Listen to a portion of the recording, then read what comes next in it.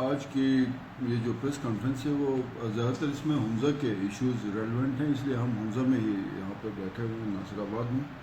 ایک تو حمزہ سینٹرل حمزہ کے لیے بجلی کا پانی کا بہت بڑا ایک ایشو چلا آ رہا تھا، اور کافی عرصے سے پی ایچ ڈی پی میں ایک سکیم ریفلیکٹ ہو گئی تھی، لیکن نامعلوم وجوہات کی بنا پہ اس پہ کہیں جا کے جو اس کی کاغذی کارروائی مکمل ہو کے ٹینڈر کے پروسیس تک وہ معاملہ نہیں پہنچ رہا تھا۔ 1.5 سال سے یہ معاملہ لٹکا ہوا تھا، تو اس کا کل الحمدللہ ٹینڈر پروسیس ہو گیا، اور حمزہ کے عوام بھی چاہتے تھے کہ این ایل سی کے تھرو یہ پروجیکٹ کمپلیٹ ہو جائے، تو وہ کل سارا پروسیس کمپلیٹ ہو گیا اور ٹینڈر این ایل سی کے لیے ایوارڈ ہو گیا آلموسٹ۔ یہ کل مینس کی 30 جولائی کو یہ کام ہو گیا، تو یہ ایک بڑی خبر ہے حمزہ کے لیے۔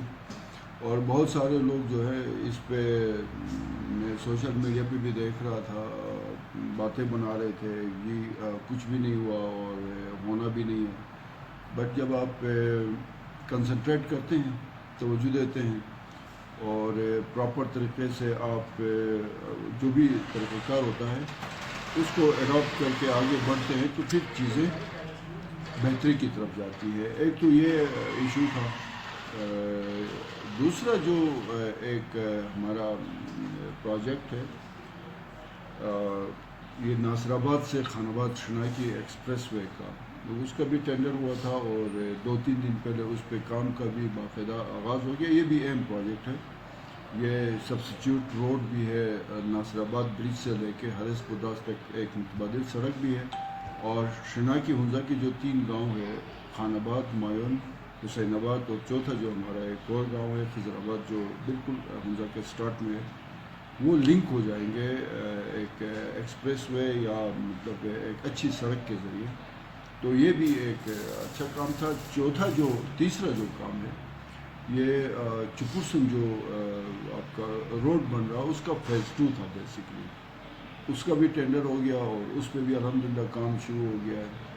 تو ایک تو یہ ہو رہا، دوسرا جو ہمارا ایک ایشو چل رہا ہے وہ گندم کے حوالے سے، ظاہر ہے کیبنٹ نے ایک فیصلہ کیا ہے ڈیجیٹلائزیشن کے حوالے سے، اور اس حوالے سے 3 دن پہلے حمزہ میں حمزہ بھر سے تمام عمائدین اور سول سوسائٹی کے نمائندے موجود تھے، اور وہاں پہ بیٹھ کے ہم نے تفصیل سے جو بھی نمبرداران تھے یا سول سوسائٹی کے نمائندے تھے، ان سے ہم نے گزارش کی تھی کہ ڈیجیٹلائزیشن کے حوالے سے اگر کسی کو کوئی تحفظات ہیں تو ڈپٹی کمشنر صاحبہ بھی تھی، میں خود موجود تھا، اسسٹنٹ ڈائریکٹر فوڈ بھی موجود تھی، تو ہم نے ان کو کہا جی کہ اگر کسی کے ذہن میں کوئی ابہام ہے یا کوئی سوال ہے اس حوالے سے بتا دیں۔ تو پورے 2.5 گھنٹے کے سیشن کے بعد کنسنسس ہوا ہے کہ ڈیجیٹلائزیشن کا یہ جو عمل ہے اس کو مزید اس میں تیزی لائی جائے اور بہتر طریقے سے کیا جائے۔ مجھے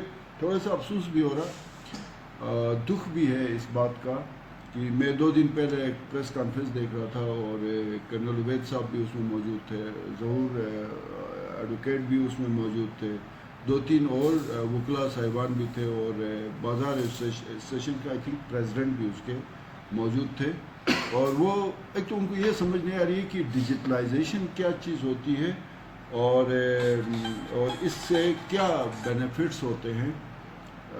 اس کا شاید ان کو یا تو ادراک نہیں ہے تو مجھے افسوس ہے۔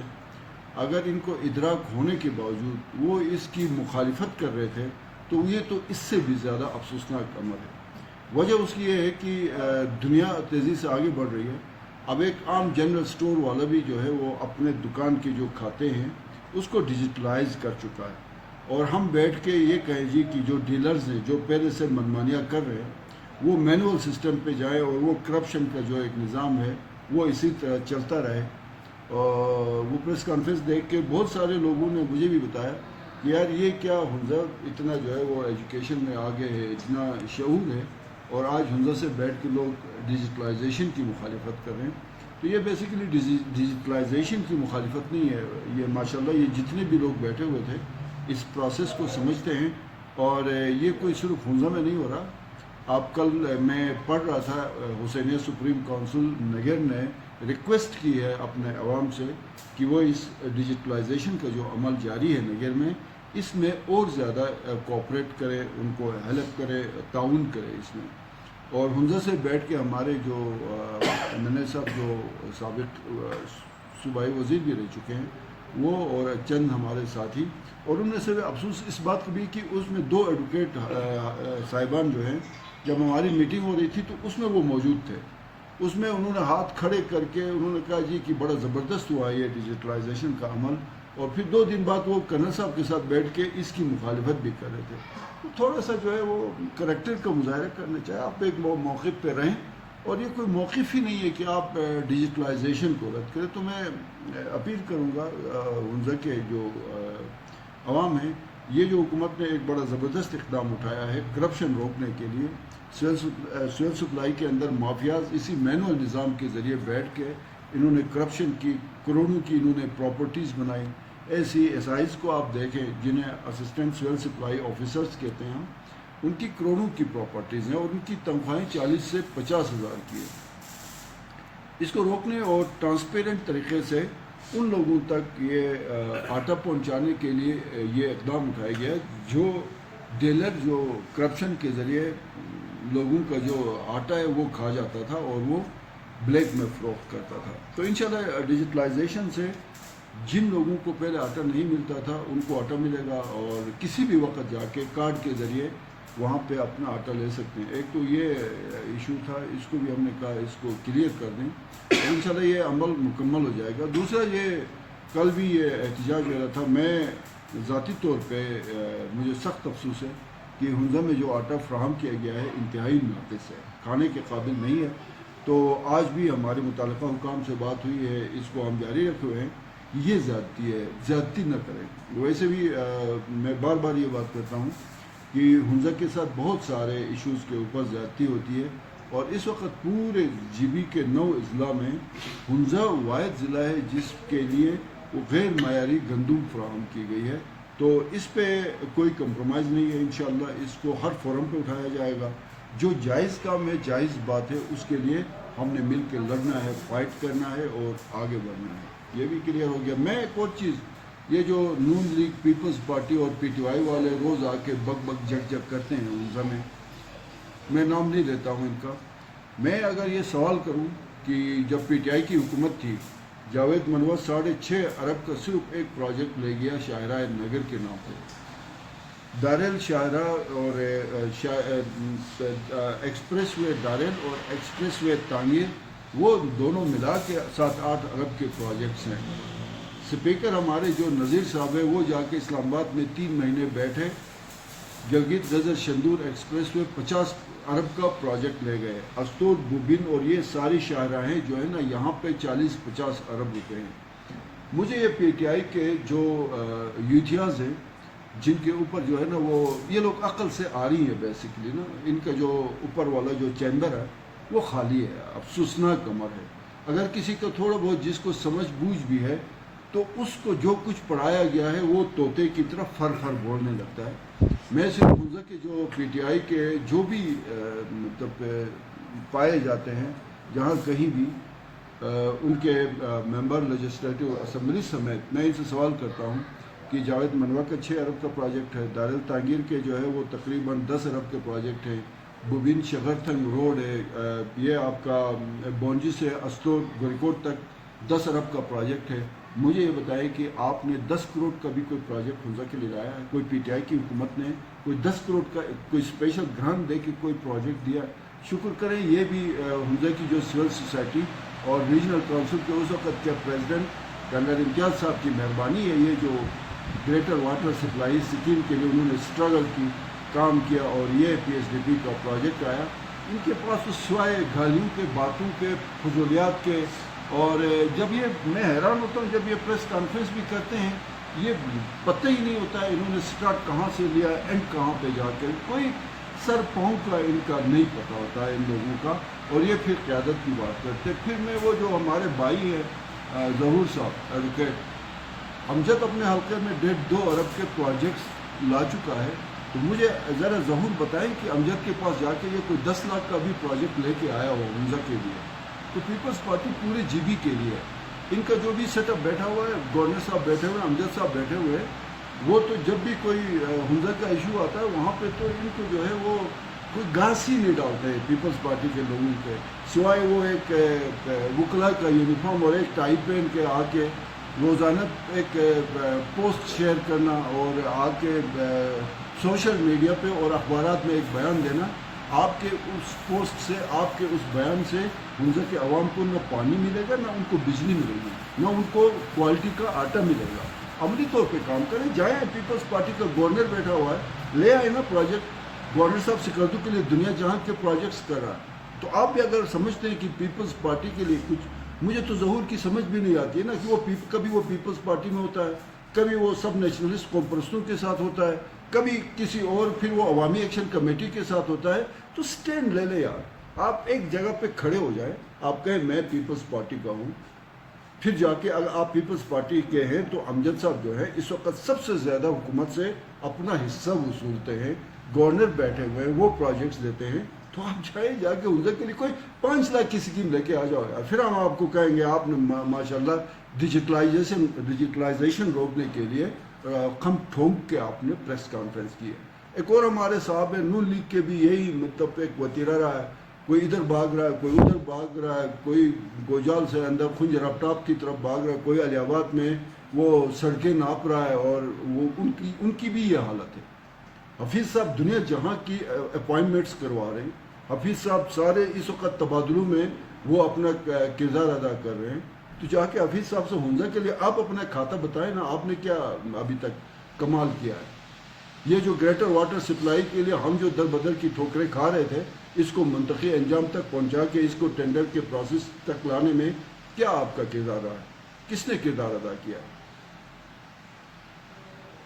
تو مقصد کہنے کا یہ ہے کہ حنزہ کے عوام کو گمراہ کرنے کی کوشش نہ کرے. یہ اتنی جلدی گمراہ نہیں ہوتے، یہ آپ کے ایک ایک چیز کا حساب رکھ رہے ہیں. اور یہ تینوں جو P M L N, P T I اور پیپلز پارٹی والے ہیں، مجھے حیرت اس بات کی ہوتی ہے کہ یہ کل یا بہت سارے ایشوز کے اوپر یہ ایک ہو جاتے ہیں. ان کو جب خطرہ ہوتا ہے کہ کوئی بندہ ایکٹیویٹی کر رہا ہے، جا کے حنزہ کے عوامی مسائل کو اجاگر کر رہا، بجائے اس کو سپورٹ کرنے کے وہ پھر ایک محاذ بنا کے وہ عجیب و غریب سی وہ جو ہے وہ ایشوز کو سامنے لا کے پریس کانفرنس میں دوبارہ سے بتاتا ہوں.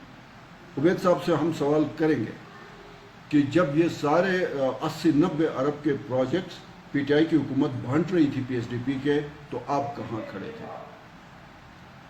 ظہور سے ہم سوال کریں گے، امجد صاحب اور گورنر صاحب، انجینئر اسماعیل صاحب منسٹر فائنانس ہے، غلام شہزاد آغا صاحب جو ہے وہ منسٹر ایجوکیشن ہے، یہ آپ کے پارٹی کے لوگ ہیں، سب سے بڑا سٹیک حکومت میں ہے. کوئی 5 لاکھ کا آپ نے حنزہ کے لیے کوئی پروجیکٹ آپ لے کے آئے ہیں تو آپ بتائیں، کوئی پریس کانفرنس کریں جس طرح میں پریس کانفرنس کر رہا ہوں، جس طرح میں آپ کو پرفارمنس بتا رہا ہوں. یہ ایک ایشو پچھلے 7 سال سے چل رہا تھا حنزہ میں، جو اسپیشل پرسنز کا اب معذور کہنا اچھا نہیں لگتا، اسپیشل پرسنز کا ایشو چلا رہا تھا. 1800 جو ہے نا وہ خصوصی جو افراد ہیں ان کی رجسٹریشن، ظاہر حکومتی مراعات کے لیے ان کی رجسٹریشن اور ان کو ایک کارڈ ایشو ہوتا ہے، وہ پچھلے 8-9 سالوں سے اٹکا ہوا تھا. عبید صاحب خود سوشل ویلفیئر کے منسٹر رہے ہیں، ان کو اٹھا کے گلگت لے جاتے تھے میڈیکل بورڈ کے لیے، ایک ڈاکٹر اسپیشلسٹ آگے پیچھے ہو جاتا تھا، وہ بیچارے وہاں سے پھر وہ واپس ان کو لا کے حنزہ پہنچاتے تھے. ابھی 3 دن پہلے خان سوشل ویلفیئر کے ذمہ داران میرے پاس آئے. میں شکریہ ادا کرتا ہوں سی ایس جی بی کا کہ ہماری درخواست پہ انہوں نے میڈیکل بورڈ فوری طور پہ تشکیل دے کے وہ حنزہ میں بیٹھے گا. میڈیکل بورڈ 5 بنتے ہیں، 6 بنتے ہیں، جو بھی ممبرز بنتے ہیں، وہاں ان 1800 خصوصی افراد کو ان کے ڈور سٹیپ کے اوپر رجسٹر کیا جائے گا. اور ہماری اس ایکٹیویٹی کا فائدہ یہ ہوا کہ حنزہ سب سے پہلے اس میں رجسٹریشن میں جائے گا اسپیشل پرسنز پہ، اس کے بعد جی بی کے تمام اضلاع میں جتنے معذور افراد ہیں وہ میڈیکل بورڈ گلگت یا سکردو میں نہیں بیٹھے گا، وہ تمام متعلقہ اضلاع میں جائے گا. یہ کام ہوتا ہے، یہ پرفارمنس ہوتا ہے. آپ سے کچھ بھی نہیں ہے، آپ کو پتہ ہی نہیں ہے کہ آپ کے ڈیولپمنٹ کا پروسیس کیا ہوتا ہے، آپ کو پتہ ہی نہیں ہے کہ یہاں پہ جو ہے نا وہ پی ایس ڈی پی کی اسکیمیں کیا ہوتی ہیں، یہاں پہ جو ہے وہ ڈپارٹمنٹل اسکیمیں کیا ہوتی ہے، اے ڈی پی کہاں سے بن رہی ہے. سو میں یہ چند گزارشات تھی. اور میں نے کہا ہاں ایک اور ایشو جو جو پروپیگنڈا بریگیڈ جو ہے یہ پھیلا رہا ہے کہ جی وہ خنجر آفتاب کے اوپر فوجی جا کے ناپ تول کر رہے ہیں. پہلی بات یہ کہ فوج ہماری ہے، وہاں اگر آرمی والے جا کے کوئی ناپ تول کرتے ہیں تو کوئی قباحت والی بات نہیں ہے. لیکن اصل حقیقت یہ ہے کہ جس طرح پاکستان اور چین کی سرحد پہ چائنا کا ایک فلیگ ہے، وہاں سرمنی ہوتی ہے، اسی طرح پاکستان سائڈ پہ بھی ظاہر ہے پاکستان کا فلیگ لگے گا. اور پاکستان کا فلیگ کو اونچا کرنا اور اس کو دنیا کی بلند ترین باؤنڈری کے اوپر یا اس چائنا کے ساتھ جو ہماری سرحد لگتی ہے وہاں پہ اس فلیگ کو ہم جتنی عزت دیں گے، تکریم دیں گے، یہ ہمارا فرض ہے. اس کو بھی کچھ لوگوں نے آج اس کا پروپیگنڈا کیا، اس کو بتایا یہ کہ جی وہاں پہ زمینوں پہ قبضے ہوتے ہیں.